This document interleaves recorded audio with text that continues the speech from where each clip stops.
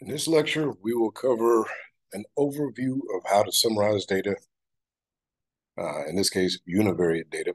In the next lecture, I will cover bivariate data, specifically the Pearson product moment correlation coefficient.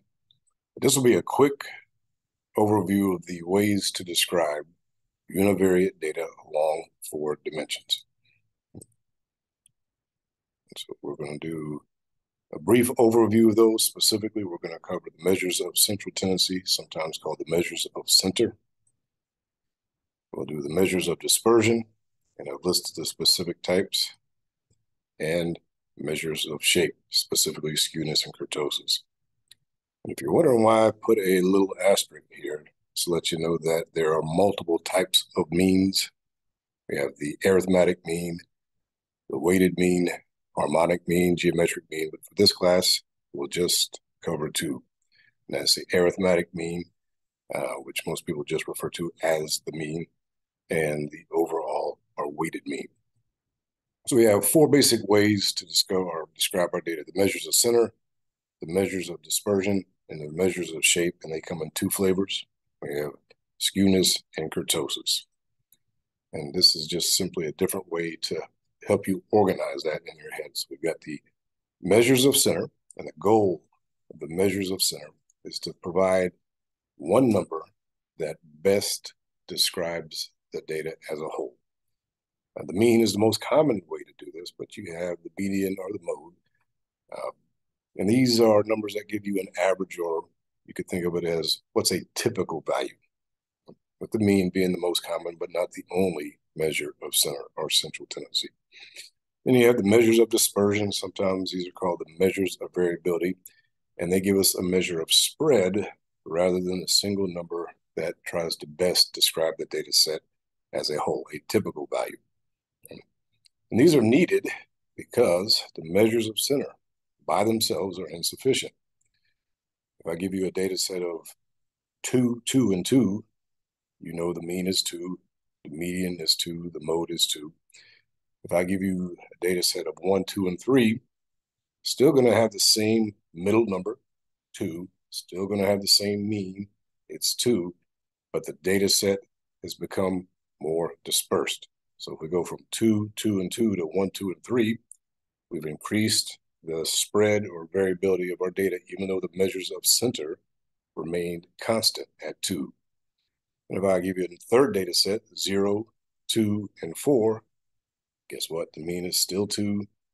The mean is, or median is still 2, yet the data have become more spread or dispersed or varied. So we'll talk about the measures of dispersion. And then we have measures of shape or distribution, and they are the measure of skewness and the measure of kurtosis. And you'll notice here I have measures of center, such as the mean, median, and mode, and measures of dispersion, such as the range and standard deviation and variance. We don't really have multiple measures for symmetry and multiple measures are for skewness and kurtosis. It's actually just a single measure, and based on that measure, we can decide whether or not our data is symmetrical or not, or how flat or steep it is. So unlike these 2, here we just have a simple formula that provides us with a value that helps us describe the data in terms of symmetry, but we don't have several separate techniques for each of these. So the measures of skewness tell us how symmetrical or asymmetrical our data are. And the measure of kurtosis is going to tell us how flat or steep our data are relative to a normal distribution. And I put a little asterisk next to that flatness, steepness, because it's not technically just about how flat or steep the data are relative to a normal distribution. It also takes into account the thickness of the tails. Now, it can get a little bit complicated, but most of the examples I will give you are just ideal examples to help you understand. So measures of center, spread, and then 2 different ways to look at the shape of our data or how they're distributed. And that's with symmetry and how flat or steep relative to a normal distribution. And that's where skewness and kurtosis come in. This is just a different way to present this data on the previous slide. but I've broken it down by specific techniques. So we got the measures of central tendency, measures of dispersion, skewness, and kurtosis. And I put these two in a different color than these two, because for these two measures, we actually have multiple measures. We can have the mean or the median or the mode, standard deviation, variance, range, etc. Here we just have a single formula for skewness and a single formula for kurtosis. And based on that, we can describe our data as being skewed or symmetrical, etc. So the measures of central tendency by far and away are the most common. The used measure of center is the arithmetic mean.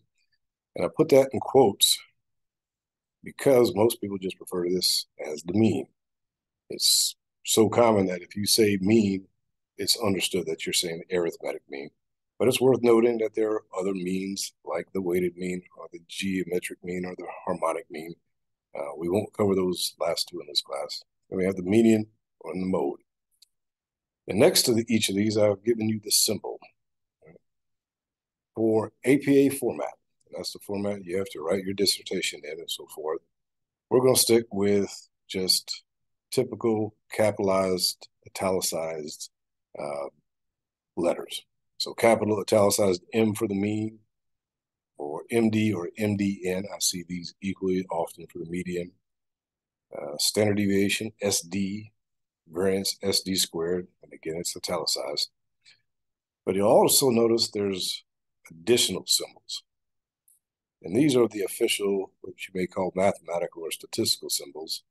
And there's typically two, one for a statistic, X bar in this case, and one for a parameter. So this is the statistic, or excuse me, this is the parameter, and this is the statistic. This is the parameter, this is the statistic.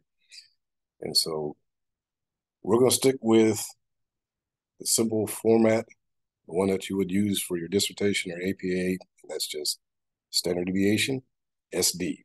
It's hard to find these specific symbols sometimes, and so I agree. I like using these simple symbols. Then we got the measures of dispersion. We're going to talk about the range in the interquartile range, standard deviation, the variance, and the coefficient of variation. And I will show you how to compute each of these.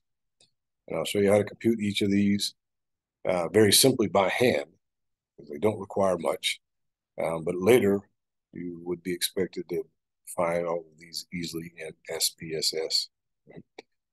SPSS will also compute these for you. I'm not going to show you how to compute these. They're not terribly difficult. These are just the third and fourth moments, and that's a discussion for another time. But I'll show you how to get a value in SPSS, help you determine whether or not you think your data is symmetrical or skewed and so forth. And that's really important because when it comes time to selecting a test, if you're doing a quantitative dissertation or you have quantitative data, a lot of the tests make certain assumptions, or you need to make certain assumptions, such as, hey, your data is not skewed and it's fairly mesokurtic, it's normal in shape. So let's see how well you understand that short lecture. The mean is a measure of central tendency, true or false? And we know that is true. The mean, median, and mode, along with the weighted mean and other types of mean, are all measures of center. That's true.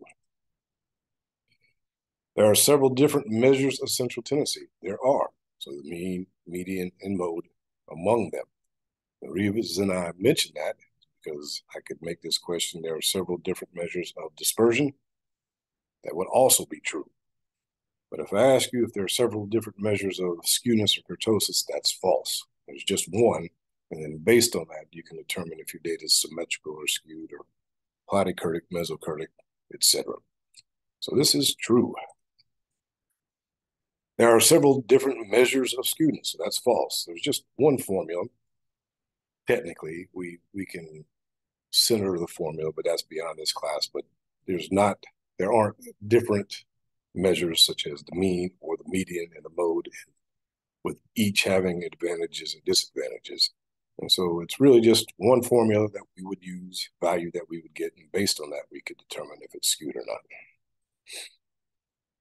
There are several different measures of dispersion. That's true. So along with the measures of central tendency, With the measures of dispersion, we can have the range, the interquartile range, standard deviation, variance, coefficient of variation, just to name a few. So definitely true.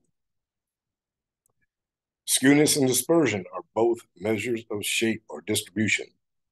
Starts off good because skewness is a measure of shape, but dispersion is a measure of spread or variability. So this is false. The range and the interquartile range, and I'm always going to abbreviate it IQR, are both measures of dispersion, along with the variance, standard deviation, and coefficient of variation. This is true. The measures of central tendency provide a typical or average number, one number that tries to best describe the data set as a whole, and that's exactly what they do. The measure of skewness provides an indicator for how flat or steep the data are. This is false. The measure of skewness tells us how symmetrical or asymmetrical our data are. Measures of kurtosis tell us how flat or steep our data are relative to a normal distribution. So this is false. The measures of dispersion provide an indicator of spread. You can call that variability. It's right there in the name, dispersion. That is true. And that's it for this lecture. Thanks, guys. As always, you can call, text, email me 7 days a week.